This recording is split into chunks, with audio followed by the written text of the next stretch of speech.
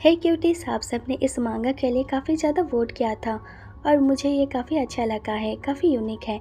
I hope आपको भी पसंद आएगा और चैनल पे नए हो तो सब्सक्राइब माय चैनल और सीरीज़ और बाकी ड्रामा के लिए माय बॉयफ्रेंड को सब्सक्राइब कर दीजिएगा और कमेंट करके बताना कि आपको पार्ट 1 कैसा लगा। ये कहानी हाइलोस की है। जब वो एक छोटा सा बच्चा था तब एक रात एक वैम्पायर उनके घर में घुस आता है और उसे छोड़कर उसके पूरी फैमिली को ख़त्म कर देता है। और तब से हाइलोस ने कसम खाई है कि वह अपनी पूरी फैमिली के कातिल को अपने हाथों से मारेगा। इसलिए वो एक हंटर बनता है और आज भी वो एक वैम्पायर को ख़त्म करने आया होता है। और कॉल पे जो पर्सन होता है वो बोलता है कि क्या तुम्हें वो मिल गया। तो हाइलोस बोलता है कि हाँ, वो मेरे सामने अपना शिकार कर रहा है, पर ये वो वैम्पायर नहीं है जिसकी तलाश हमें है, पर उसे भी जीने का कोई हक नहीं है। ये बोलकर वो उस वैम्पायर को शूट कर देता है। फिर हेलोस अपना हेडक्वार्टर वापस आता है और जो कि एक कैफ़े है, तो सैन वहाँ आता है और यह वही बंदा है जो फ़ोन पर हेलोस को कमांड देता है।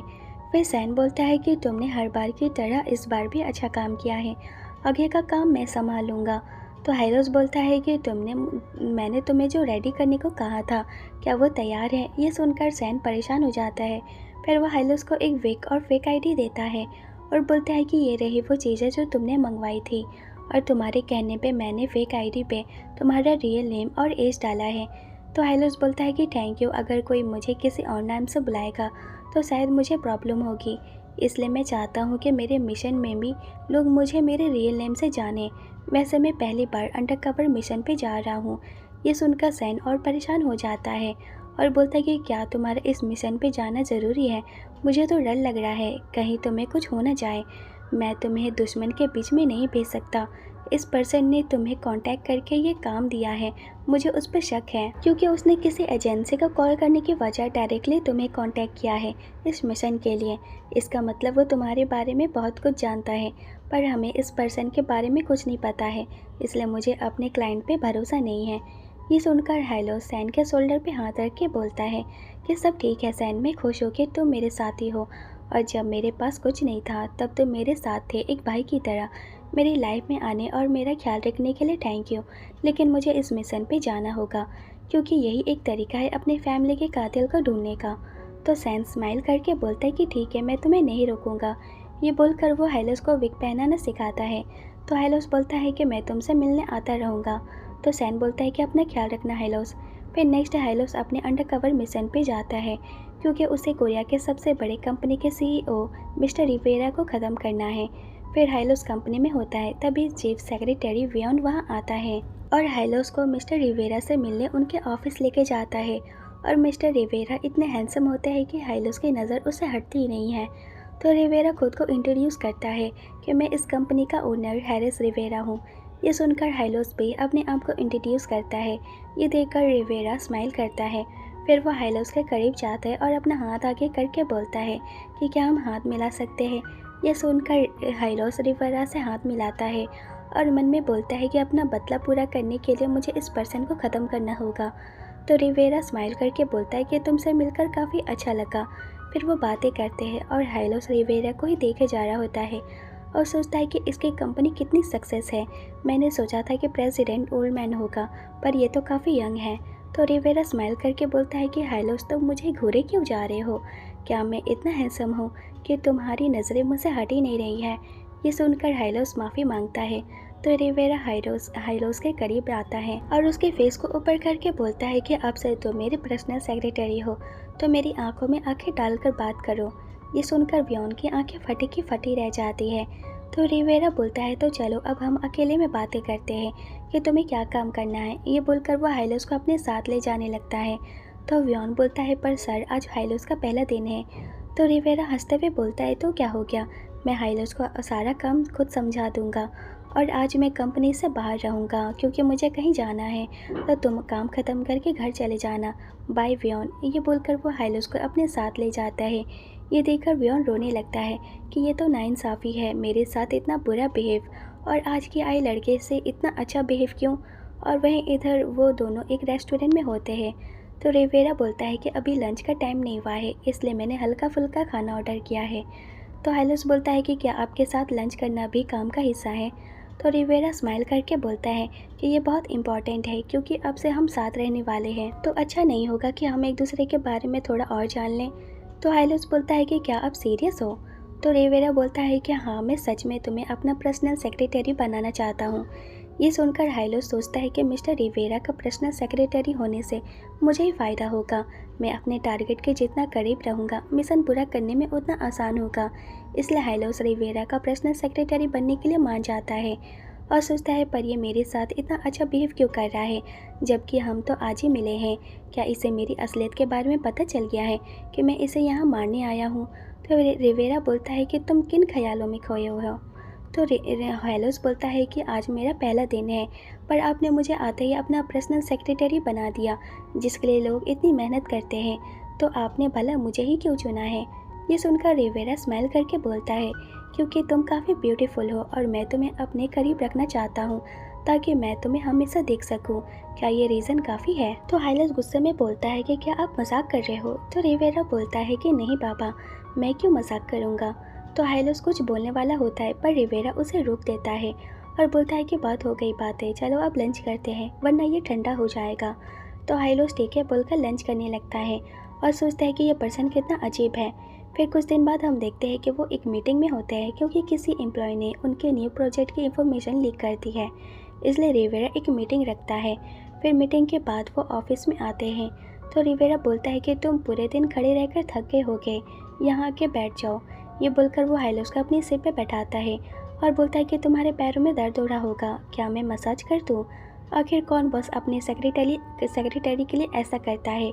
मुझे पूरा यकीन है कि रिवेरा को पहली नज़र में हाइलोस से प्यार हो गया था, इसलिए वो हाइलोस को अपने करीब रखने की कोशिश करता है। तो हाइलोस बोलता है कि तुम जानते हो कि इंफॉर्मेशन किसने लीक की थी, फिर तुम उसे पनिश क्यों नहीं कर रहे हो? तो रिवेरा हंसते हुए बोलता है कि हर किसी से गलती होती है, उसे एक मौका मिलना चाहिए ताकि वह अपनी गलती सुधारे, और उनका बॉस होने के नाते मेरा ये काम बनता है कि मैं अपने स्टाफ का ख्याल रखूं, क्यों है ना? ये सुनकर हाइलोस सोचता है कि इसे अपने लोगों की कितनी फिक्र है, आखिर कोई इसे मरवाना क्यों चाहता है। तो रिवेरा बोलता है कि अगर तुम्हारा हो गया तो क्या अब मैं पूछूं? तो हाइलोस हाँ बोलता है। तो रिवेरा बोलता है कि क्या तुम मेरे साथ मूवी देखने चलोगे? ये सुनकर हाइलोस को याद आता है कि रिवेरा ने रेस्टोरेंट में कहा था कि वो एक दूसरे के बारे में जानना चाहता है। तो हाइलोस बोलता है कि क्या ये भी काम का हिस्सा है? ये सुनकर रिवेरा हंसने लगता है और हाइलोस के करीब आके बोलता है कि अगर तुमने ना कहा तो ये बस एक बॉस और एम्प्लॉय के बीच वाली बोरिंग मूवी होगी, पर अगर तुमने हाँ कहा तो ये एक डेट होगी हाइलोस और रिवेरा के बीच। तो तुम दोनों में से कौन सा ऑप्शन चुनोगे? तो हाइलोस डेट के लिए मान जाता है। फिर वो मूवी देखने जाते हैं और रिवेरा को मूवी बहुत पसंद आती है, तो वो हाइलोस से पूछता है कि उसे कैसा लगा। तो हाइलोस बताता है कि मुझे नहीं पता क्योंकि मैं मूवी नहीं देखता और मैं पहली बार मूवी थिएटर आया हूँ। ये सुनकर रिवेरा सुपर एक्साइटेड हो जाता है और बोलता है कि इसका मतलब मैं वो पहला पर्सन हूँ जिसके साथ तुम मूवी देखने आए हो। तो हाइलोस हाँ बोलता है। ये सुनकर रिवेरा काफ़ी खुश होता है कि मैं खुश हूँ कि मैं तुम्हारे साथ आया, और उसे स्माइल करता देखकर हाइलोस नर्वस हो जाता है और जाने लगता है क्या अब मुझे घर चलना चाहिए। तभी रिवेरा हाइलोस को पीछे से हक कर लेता है और बोलता है कि तुम अपने बॉयफ्रेंड को डेट के बीच में छोड़कर कहाँ जा रहे हो, हमारी डेट अभी पूरी नहीं हुई है। तो हाइलोस बोलता है पर मुझे जाना होगा, मुझे कल काम पे भी आना है। ये सुनकर रिवेरा हाइलोस से दूर हो जाता है कि ठीक है पापा, तुम जीते मैं हारा, हमारी डेट मैं किसी दिन और कंप्लीट कर लूँगा। वैसे तुम्हें याद है ना कि कल तुम्हें मेरे साथ पी कंपनी की पार्टी में चलना है? तो हाइलोस ठीक है बोलता है। तो रिवेरा बोलता है कि हमारी पार्टी के कपड़े कंपनी में आ जाएंगे, तो तुम मुझे बता देना। तो हाइलोस ठीक है बोलकर चुप हो जाता है, पर मिस्टर रिवेरा को इतनी खामोशी पसंद नहीं आती है और वो हाइलोस के साथ और टाइम बिताना चाहता है, इसलिए वो हाइलोस को घर छोड़ने के लिए कहता है, पर हाइलोस साफ मना कर देता है कि मैं अकेले चला जाऊंगा।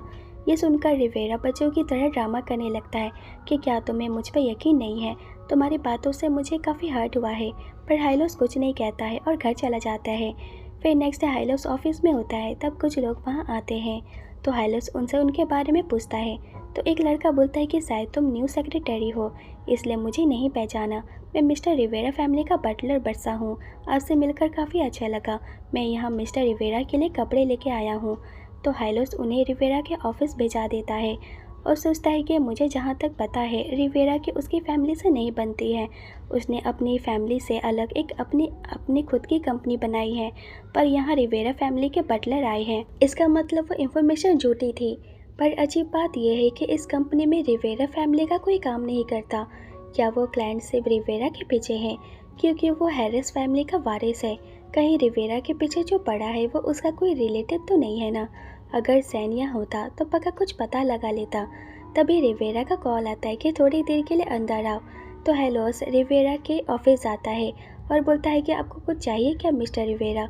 तो रिवेरा बोलता है कि हेलोस अपने कपड़े उतारो। ये सुनकर हेलोस तुरंत अपना शर्ट खोलने लगता है। ये देखकर रिवेरा शर्मा जाता है और हेलोस का शर्ट ऊपर करके बोलता है कि क्या तुम पागल हो? ये तुम क्या कर रहे हो? तो हेलोस बोलता है कि आपने ही तो कहा था। ये सुनकर रिवेरा बोलता है कि माफ़ करना, मैंने ठीक से नहीं समझाया। मैंने तुम्हें यहाँ बुलाया क्योंकि आज तुम मेरे साथ पार्टी में जाने वाले हो, इसलिए मैंने तुम्हारे लिए कुछ कपड़े मंगवाए हैं जो मैं चाहता हूँ कि तुम ट्राई करो। ये बोलकर वो हेलोस का कपड़े दे के चेंजिंग रूम भेजता है और बोलता है कि चाहे जो हो जाए आइंदा ऐसे कभी किसी के सामने अपने कपड़े मत उतारना, समझे? ये खतरनाक है, मैं नहीं चाहता कि कोई तुम्हें ऐसे देखे। तो हेलोस ठीक है बोलकर चेंजिंग रूम में जाता है और अपने पैंट से गन निकाल के चैन की सांस लेता है कि मुझे तो लगा था कि आज मैं गया, पर अच्छा हुआ कि मैं पकड़ा नहीं गया, वरना मेरा क्या होता। फिर वो चेंज करता है और बाहर से रिवेरा बोलता है कि क्या तुम्हारा हो गया? क्या तुम्हें मेरी हेल्प चाहिए? तो हेलोस बोलता है कि नहीं, मैं ठीक हूँ। ये बोलकर वो बाहर आता है और वाइट सूट में बिल्कुल एक प्रिंस लग रहा होता है। यह देखकर रिवेरा की आंखें फटी की फटी रह जाती है और वो कहता है कि मैं जानता था तुम पे लाइट कलर काफ़ी सूट करेगा, पर तुम हमेशा डार्क पहनते हो, इसलिए मैं खास करके तुम्हारे लिए कपड़े लाया हूँ। तुम इनमें काफ़ी ब्यूटीफुल लग रहे हो। ये बोलकर वो उसके करीब जाके उसके बालों को ठीक करने लगता है, जिससे हेलोस को अपने बचपन याद आ जाता है जब उसके फैमिली के कातिल ने उसके बालों को टच किया था। ये याद करके हेलोस गुस्से में पागल हो जाता है और रिवेरा के हाथों में मारते हुए बोलता है कि तुम मुझे इन गंदे हाथों से छूना बंद करो। ये देखकर रिवेरा शॉक्ड होता है कि आखिर हेलोस को क्या हो गया।